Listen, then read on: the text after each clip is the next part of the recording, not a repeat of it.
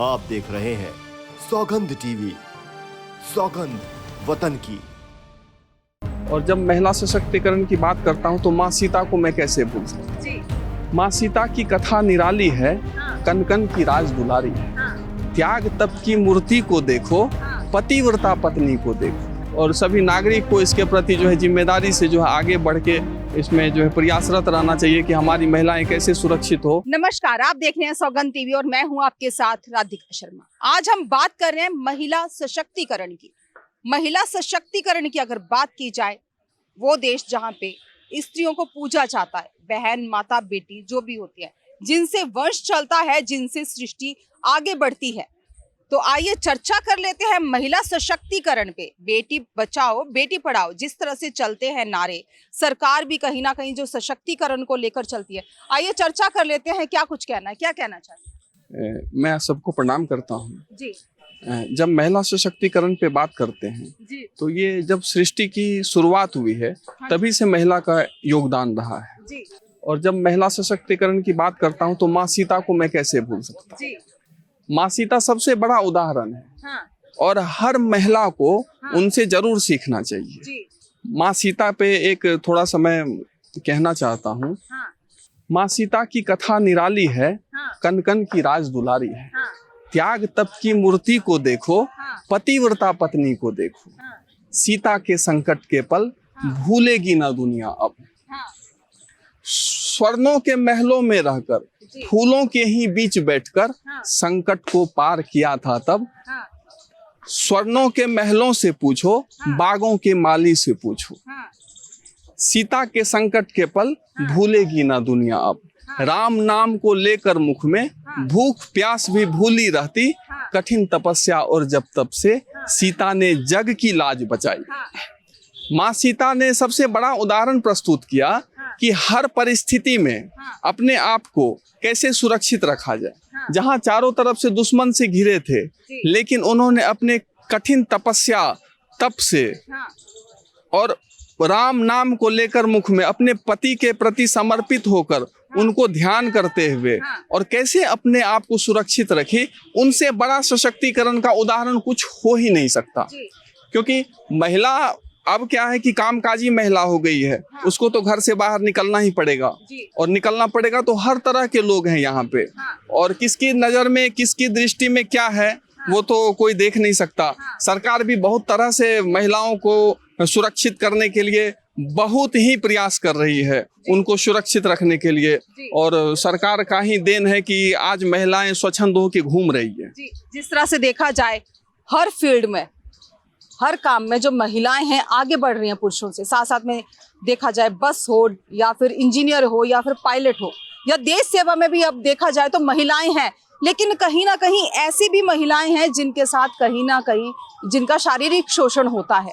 तो क्या लगता है, देश में आज भी इतनी मानसिक विकृति है कि एक महिला से जन्म लेकर, एक स्त्री से इंसान जन्म लेता है और दूसरी स्त्री को वो गलत दृष्टि से जो है वो देखता है। देखिए, अगर हम एक चरित्र की बात करते हैं तो महिला एक माँ भी होती है, एक पत्नी भी होती है, एक बेटी भी होती है, एक दोस्त भी होती है, एक मित्र भी होती है, एक बॉस भी होती है। और अगर महिला की बात करें तो वहां हम देखें ना, लंका में कितनी महिलाएं थी। शूर्पणखा भी महिला थी, माँ सीता भी थी वहां। और उनके सुरक्षा में लगे हुए सब तरह की महिलाएं थी। तो सबसे पहली बात है कि महिलाओं को अपने अंतर्मन को जगाना चाहिए। वो किस उद्देश्य से आ रही हैं, वो किस उद्देश्य से घूम रही हैं, वो किस उद्देश्य से घर से निकली है, वो अपने उद्देश्य को समझे, किसी के उद्देश्य में ना उलझे। वो अगर वो किसी के उद्देश्य में उलझते हैं तभी तो उनके साथ कुछ जो है अनहोनी हो सकती है। अनहोनी होती है। आप एक रोक रही हूँ आपको बीच में।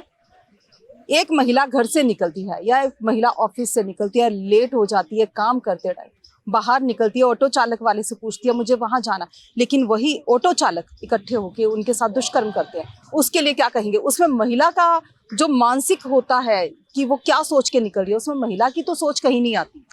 इस तरह के तो बहुत ही ये दुखद घटना होती है। इस तरह के पीड़ाओं से गुजरना पड़ता है। और शुरू से ही गुजरना पड़ता है। और इसके लिए तो इस तरह के लोगों को तो जितनी भी बड़ी सजा दे वो कम होगी। और क्योंकि दरिंदे तो घूमते ही हैं और वो तो अपने शिकार को तो खोज ढूंढते ही रहते हैं और दरिंदगी करने से वो बाज नहीं आते। हाँ। तो ऐसे लोगों को तो सरकार को जो है कड़ी से कड़ी सजा देनी क्या चाहिए। लगता है जब इस जैसे दरिंदों को सजा दी जाती है, ऐसे अपराध करने वालों को सजा दी जाती है, कुछ टाइम के बाद ये फिर बाहर निकल आते हैं, तो क्या लगता है कहीं ना कहीं जो हमारे देश का कानून है वो कहीं ना कहीं थोड़ा कमजोर पड़ जाता है कि उनको जमानत मिल जाती है, फिर वही घूम रहे हैं, फिर किसी और को वैसी नजर से देखेंगे, वैसी निगाह डालेंगे, वैसे ही दुष्कर्म करेंगे, क्योंकि इस तरह के किस्से भी सामने आए हैं। नहीं, कानून तो था लेकिन इधर संशोधन भी हुआ है कानून में, और वो इस तरह के तो जो है फांसी की भी सजा दी जा रही है। हाँ। और बहुत से लोगों को फांसी की सजा दी भी गई है। जी। और फिर भी समाज में और पुरुषों को भी इनके प्रति जागृत होना चाहिए। बिल्कुल। और सरकार तो अपना सुरक्षा कर्मी लगाए ही है। हाँ। लेकिन पुरुषों को भी महिलाओं के प्रति एक जिम्मेदारी लेकर के उनके सुरक्षात्मक दृष्टिकोण देना चाहिए। बिल्कुल। और हर पुरुष का ये होना चाहिए कि महिलाएं कैसी सुरक्षित रहे, हाँ। उनकी बहन बेटी कैसे सुरक्षित रहे, हाँ। इसका वो चिंता करे। हाँ। हर पुरुष में ये एक होना चाहिए। हर पुरुष में होना चाहिए। क्या लगता है कहीं ना कहीं ऐसी मानसिक विकृति, कहना नहीं चाहिए, क्या लगता है घर के माता पिता को अपने बच्चों पे ध्यान देना चाहिए, एक नारी की या एक स्त्री की कैसे इज्जत करनी है, किस दृष्टि से देखना है? जब बच्चे को संस्कार दिए जाते हैं तभी से उनको सिखाना चाहिए महिला की इज्जत कैसे की जाती है, ताकि उनके दिमाग में कभी भी आगे जाके वो मानसिक विकृति ना आए जो आजकल आ रही है पुरुषों को। नहीं, देखिए सबसे बड़ी बात क्या है कि एक तरह के तो कोई सिस्टम है नहीं, यहाँ तो सिस्टम हर तरह के हैं। हाँ। हर तरह का घर परिवार है। हाँ। हर तरह के लोग हैं। हर तरह की महिलाएं हैं। हाँ। हर तरह के संस्कार हैं। हाँ। तो वो तो देना ही चाहिए और अच्छे संस्कार देना चाहिए। हाँ। इसके लिए अच्छी अच्छी किताबें को अनुसरण करना चाहिए, जी। उनको देखना चाहिए जी। और किताबों से ज्यादा लगाव होना चाहिए। जी। किताब क्योंकि वो हमें अंतर मन को जगाती है और उसको साफ रखती है। किताब से अच्छा दोस्त कोई हो ही नहीं सकता। बिल्कुल। तो इसलिए जो है महिला सशक्तिकरण पे हम लोगों को जागरूक होना चाहिए और सभी नागरिक को इसके प्रति जो है जिम्मेदारी से जो है आगे बढ़ के इसमें जो है प्रयासरत रहना चाहिए कि हमारी महिलाएं कैसे सुरक्षित हो। और देश को ले जाने में, आगे ले जाने में महिलाओं का बहुत बड़ा योगदान है। अभी महामहिम राष्ट्रपति जी एक महिला हैं और देश के प्रधानमंत्री भी महिला बनी है। प्रथम प्रधानमंत्री श्रीमती इंदिरा गांधी जी भी प्रधानमंत्री बनी और देश को नेतृत्व करके आगे ले जाने में महिलाओं का अहम योगदान है। महिलाओं को कैसे सुरक्षित रखा जाए ये सबकी जिम्मेदारी है, उनको सोचना चाहिए। देश के हर नागरिक की जिम्मेदारी है कि महिलाओं को सुरक्षित कैसे रखा जाए। हम बात करते हैं सशक्तिकरण की, जहां महिलाएं हर फील्ड में अच्छा कर रही हैं, पुरुषों से कहीं आगे बढ़ चढ़ या पुरुषों के कंधे से कंधा मिलाकर काम कर रही है। वहीं देखा जाए जिस तरह से होता है, दुष्कर्म होते हैं या जिस तरह से महिलाओं के साथ व्यवहार होता है, क्या वो सही है? अपनी राय हमारे साथ जरूर साझा करें। इन्हीं सब खबरों के लिए जुड़े रहिए हमारे साथ, देखते रहिए सौगंध टीवी।